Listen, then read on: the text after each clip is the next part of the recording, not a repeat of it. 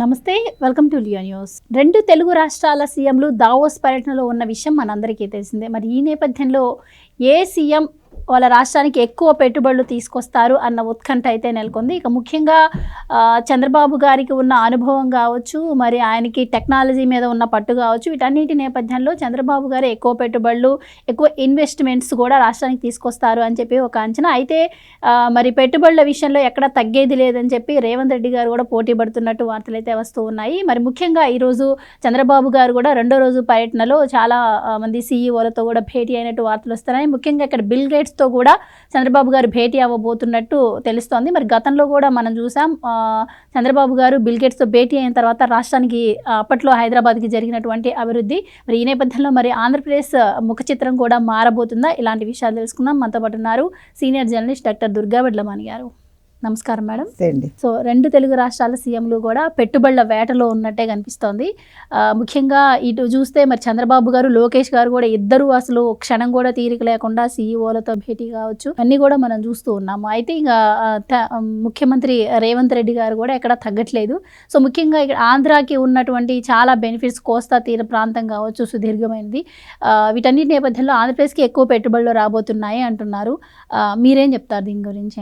మీరు అన్నట్టుగా నిన్న మనం మాట్లాడుకున్నామండి. అసలు ఒక చంద్రబాబు నాయుడు గారు ఎనర్జీ గురించి, చంద్రబాబు నాయుడు గారు అంత చలిలో కూడా అదే ఆహార్యంతో ఎలా ఉండగలుగుతున్నారు, పొద్దున్నుంచి రాత్రి వరకు ఒకే రకంగా, అంటే ఎటువంటి చికాకు లేకుండా ఆయన అలా ఉల్లాసంగా ఎలా ఉండగలుగుతున్నారు, అంటే ఆయన ఆరోగ్య రహస్యం ఏంటి, ఇది యువత కూడా తెలుసుకోవాలి అని మనం మాట్లాడుకున్నాం.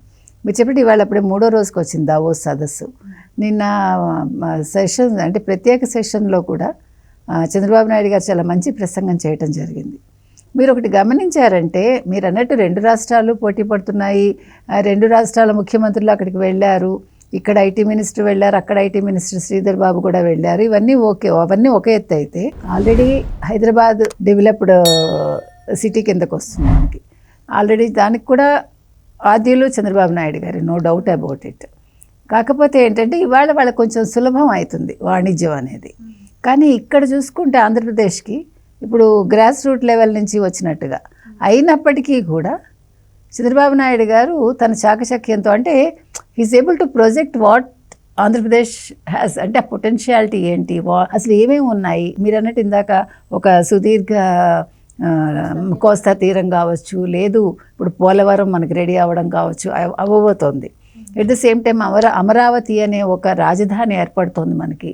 ఆల్రెడీ మాకు రాజధాని వచ్చింది అని చెప్పుకోవడంలో కావచ్చు, తర్వాత 3 లక్షల కోట్ల పెట్టుబడులు కేంద్రం ఇవ్వడం కావచ్చు ఇంచుమించుగా, తర్వాత ఎన్ని పరిశ్రమలు వస్తున్నాయి ఇప్పుడు చూసుకుంటే మనకి. ఇవన్నీ ప్రొజెక్ట్ చేసినప్పుడు డెఫినెట్గా పారిశ్రామికవేత్తలు చాలా ఎంతూజియాజంగా ఆంధ్రప్రదేశ్ వైపు చూస్తారు కూడా, నో డౌట్. ఎందుకంటే వాళ్ళకి అడ్వాంటేజెస్ ఎక్కువ ఉన్నాయి. ఇప్పుడు ఫాస్ట్ ట్రాక్ కోర్టుల్లాగా ఫాస్ట్గా మనకి వాళ్ళకి అన్నీ కావాల్సినవన్నీ 15 రోజుల్లో మీకు అన్నీ కూడా మేము అందజేస్తామని లోకేష్ గారు హామీ ఇవ్వడం జరిగింది. మీరు ఒక పెట్టుబడి పెట్టి ఒక పరిశ్రమ నెలకొల్పాక మీరేమి నెలల తరబడి తిరగక్కర్లా. ఇప్పుడు మనం మొన్ననే మాట్లాడుకున్నాం, ఒక వాట్సాప్ మెసేజ్ ద్వారా మీకు ఏం కావాలో అవన్నీ మీ ఇంటికి వస్తాయి, మీ సర్టిఫికెట్స్ కావచ్చు, ఏదైనా కూడా. అది అంత సులభతరం చేసినప్పుడు పారిశ్రామికవేత్తలకు కూడా అంతే కదా. 15 రోజుల్లో మీకు కావాల్సిన అనుమతులన్నీ వస్తాయంటే ఇంకా అంతకంటే ఏముంది. ఇంకొక పెద్ద విషయం ఏంటంటే, గతంలో లాగా ఓకే మీరు ఇది పెడతారు మాకేమిస్తారు అని అడిగేవాళ్ళు లేడు ఇక్కడ. మీరు రండి, పెట్టండి, మా యువతకు ఉద్యోగాలు ఇవ్వండి, ఆర్థికంగా మీరు పుంజుకోండి, ఆర్థికంగా రాష్ట్రాన్ని కూడా మీరు ముందుకు తీసుకెళ్ళండి అనేది వీళ్ళ నినాదం. అంతేగాని మీరు ఇది పెట్టమంటే దీనివల్ల నాకేంటి, నాకెంత వస్తుంది, ఏంటి ప్రయోజనం, ప్రజల కోసం ఎందుకు చేయాలి, ఇలాంటి ప్రశ్నలు లేవు. ఇంకొకటి మీరు చూసారంటే, వాతావరణం సమతుల్యతని కాపాడడంలో పరిశ్రమలు ముందుకు వస్తున్నాయి. అంటే ఈ కార్బన్ ఇవన్నీ వీటికి సంబంధించి, అంటే పర్యావరణం ఏదైతే నష్టం కలిగిస్తుందో వాటికి సంబంధించి వాటిని తగ్గించి clean energy, green energy, green hydrogen, ఇప్పుడు మనం ఇలాంటి పదాలన్నీ వింటున్నాం. అంటే దీనివల్ల ఏం జరుగుతుందంటే, ఒక పక్క పరిశ్రమలు వచ్చినప్పటికీ కూడా ప్రజల ఆరోగ్యం దెబ్బతినకుండా మనం, అంటే చక్కటి వాతావరణంలో ఓ పక్క పరిశ్రమలు ఉంటాయి, ఓ పక్క ప్రజలు ఉంటారు, పనిచేసే వాళ్ళు ఉంటారు. అంటే ఆరోగ్యం చాలా ముఖ్యం కదండి. ఆరోగ్యం తర్వాతే ఏదైనా. సో దాని మీద కూడా దృష్టి పెడుతున్నారు. మీరు చూసుకుంటే అసలు ఎన్ని రకాలండి, నిన్న ఎన్ని సమావేశాలు జరిగాయి, ఇవాళ 10 నుంచి 15 సమావేశాలు ఉన్నాయి. చంద్రబాబు నాయుడు గారు కావచ్చు, లోకేష్ కావచ్చు. లోకేష్ ఓ పక్క పారిశ్రామికవేత్తలతో భేటీ అవుతున్నారు, ఓ పక్క ఈయన కూడా అవుతున్నారు, చంద్రబాబు నాయుడు గారు కూడా. అంటే ఇప్పుడు మనం వెళ్ళిన పర్పస్ ఏంటి, దాన్ని ఎట్లా ఫుల్ఫిల్ చేసుకోవాలి అని చూస్తున్నారు తప్ప నాకేం వస్తుంది, ఇప్పుడు దావోస్కి వెళ్ళి నేను ఏ రకంగా యాడ్ ఇచ్చుకోవాలి, లేకపోతే నన్ను నేను ఎట్లా ప్రొజెక్ట్ చేసుకోవాలి, ఈ అవసరాలు లేవు కదండి. ఇప్పుడు జగన్మోహన్ రెడ్డి అంటే ఒక్కసారి వెళ్ళారు దావోస్, వెళ్ళి అతను వాళ్ళు అడిగిన ప్రశ్న కూడా ఆయన సరిగా సమాధానం చెప్పలేకపోయారు. అప్పుడు ఐటీ మంత్రి గారికి అయితే చలి వల్ల వెళ్ళలేకపోయారు పాపం. కానీ ఇప్పుడు -5 -10 ఇప్పుడు ఉంది కదా, ఉన్నా కూడా వీళ్ళందరూ వెళ్ళగలిగారంటే రాష్ట్ర ప్రయోజనాలు ముఖ్యం కాబట్టి వెళ్ళారు. అది అంటే యువతకి ఏం చేయాలి, ఇది ఒక్కటే ఆయన దృష్టిలో ఉన్నది, చంద్రబాబు నాయుడు గారి దృష్టిలో. ఇంకొకటి మీరు చూసారంటే భారతదేశం 2047 నాటికి అగ్రగామిగా ఉండాలి, పారిశ్రామిక విధానాల్లో కావచ్చు అన్ని రకాలుగా. తర్వాత తలసరి ఆదాయం పెరగాలి, వృద్ధి రేటు పెరగాలి, ఇది ఆయన లక్ష్యాలన్నీ కూడా. యువతకి ఎంత ఎక్కువ ఉద్యోగ కల్పన జరుగుతుంది, ఆల్రెడీ 4 లక్షల ఉద్యోగాలు అక్కడ కల్పించేశారు. వాళ్ళు ఇచ్చిన 20 లక్షల టార్గెట్లో 5 ఏళ్లలో 4 లక్షలు వచ్చేసాయి. ఇప్పుడు మీకు ఎంత ఎక్కువ పెట్టుబడులు వస్తే అంత రాష్ట్రానికి మంచిది కదండి. ఇప్పుడు ఆయన దృష్టి ఏంటి, ఎంతసేపు ఆంధ్రప్రదేశ్ ప్రపంచంలో నెంబర్ 1లో ఉండాలి, భారతదేశంలో నెంబర్ 1 రాష్ట్రంగా నిలవాలి. ఆయన లక్ష్యం అదొక్కటే. తెలుగు వాళ్ళు ఎక్కడున్నా కూడా నెంబర్ 1గా ఉండాలి, అన్ని రంగాల్లో ముందుకెళ్ళాలి. ఆయన చెప్తున్నది అదొక్కటే. అందుకు నేను ఏం కావాలన్నా చేస్తాను, నా రాష్ట్రంలో మీకు ఏం పెట్టుబడులు కావాలన్నా పెట్టుకోండి, మీకు ఎటువంటి అనుమతులు కావాలన్నా ఇస్తాము, మీకు ఏ రకంగా ప్రభుత్వం సహాయ సహకారాలు అందించాలో అన్ని రకాలుగా అందిస్తుంది.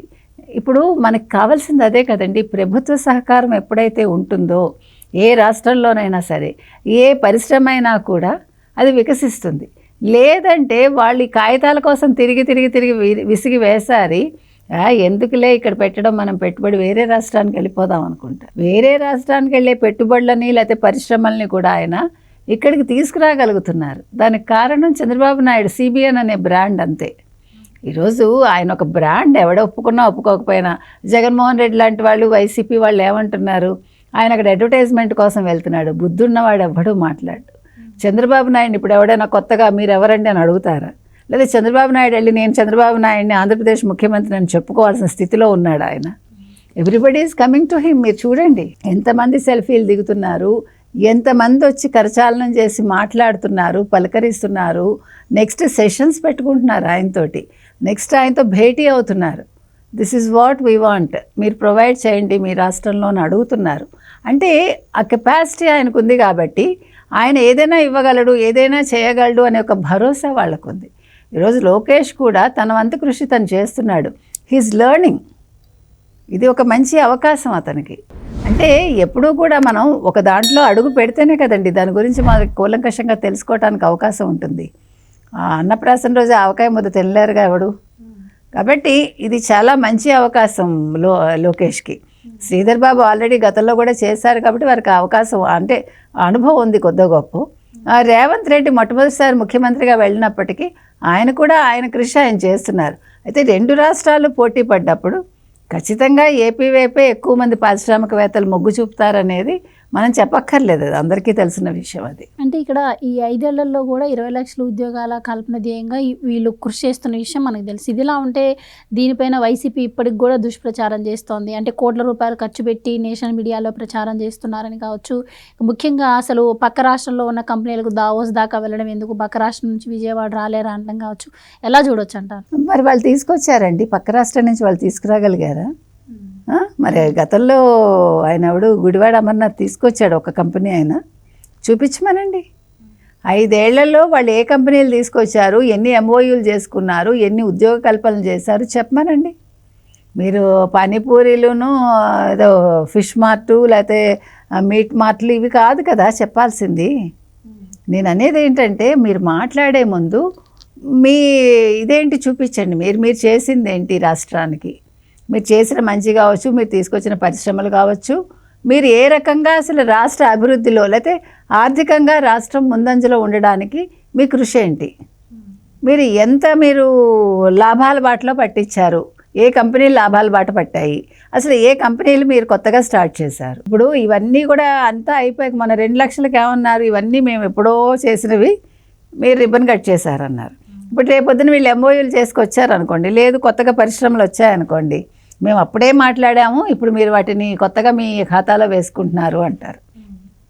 కాబట్టి వైసీపీ ఇవన్నీ కూడా తాటాకు చప్పుళ్ళలాగా, ఎందుకంటే వాళ్ళ దగ్గర ఏమీ లేదు, బోలుగా ఉంటుంది కదా. బోలుగా ఉన్నప్పుడు శబ్దం ఎక్కువ వస్తుంది అంతే, ఏదైనా కూడా ఒక వస్తువు. అలాగా వీళ్ళ మాటలు కూడా అంతే, వాళ్ళకి చేత కాదు, ఎవరైనా చేస్తుంటే చూసి సహించలేరు. ఇంకొకటి నిన్న కూడా మాట్లాడాను నేను ఇదే మాట. ముందు వైసీపీ వాళ్ళు నేర్చుకోవాల్సింది ఏంటంటే, ఇది మన రాష్ట్రం, మన తెలుగు ప్రజలు, మన ప్రజలు, మనం ఇప్పుడు అధికారంలో ఉండే పార్టీకి మనం వాళ్ళు మంచి చేస్తే మెచ్చుకుంటే తప్పు లేదు అనే ఒక భావన రావాలి. నువ్వు తప్పు ఉంటే నువ్వు దాన్ని క్రిటిసైజ్ చేయి, కానీ ప్రతిదాన్ని నేరంగా చూపించటం, లేకపోతే వీళ్ళు ఏమి చేయలేరు అనడం, అది మీకే లాంగ్ రన్లో మంచిది కాదు. ప్రజల కోసం ఒక మంచి జరిగినప్పుడు మీరు కూడా ప్రజల్లో ఒక భాగమే.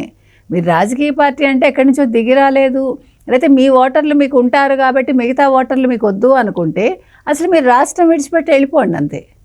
అంతే కదండి. ఇప్పుడు ఒక రాష్ట్రం మీరు ఒక మొత్తం ఒక యూనిట్గా తీసుకున్నప్పుడు రాష్ట్రంలో ఉండే ప్రజలు కావచ్చు, సంపద కావచ్చు, అందరిది అది ఏ ఒక్కరికి సొంతం కాదు. ఈవెన్ చంద్రబాబు నాయుడు గారికి కూడా సొంతం కాదు.